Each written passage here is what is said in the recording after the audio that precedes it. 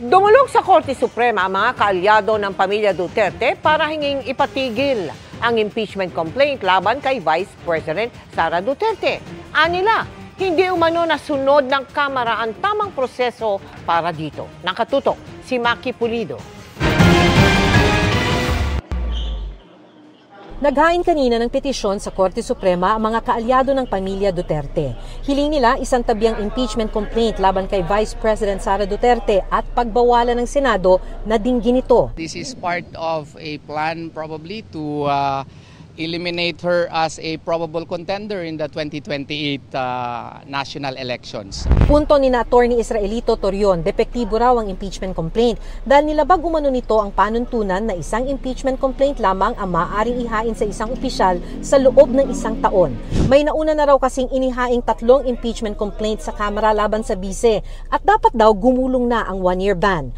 Ang pang-apat ang naging batayan ng verified impeachment complaint na inihain sa Senado. There were 3 priorly filed impeachment complaints and which were not acted upon in the Constitution. Specifically, Article 11, Section 3 thereof mandates that upon receipt of the impeachment complaint, the same should be included in the House in the order of business within 10 session days, and thereafter the Speaker should have referred it to the Committee on Justice within 3 days. Hindi rin daw nabigyan ng due process si Vice President Duterte at hindi nabigyan ng tamang oras ang mga kongresista na mapag-aralan ang impeachment complaint. There was only around 3 hours between 12 o'clock to 3:15 before it was included in the additional House business reference.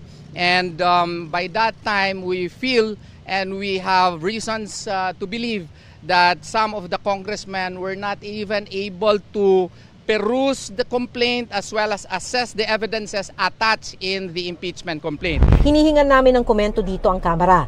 Sabi ng tagapagsalita ng Korte Suprema, aaksyonan nila agad ang petisyon. In these petitions, the Supreme Court acts on the matter by either requiring the parties to comment on the petition. Noong Biyernes, isa ring petisyon ang inihain para naman hingin sa Supreme Court na sabihan ng Senado na agad simula ng impeachment trial ng bise. Kanina, sinabihan ng Korte ang Senado na magkomento dito sa loob ng 10 araw.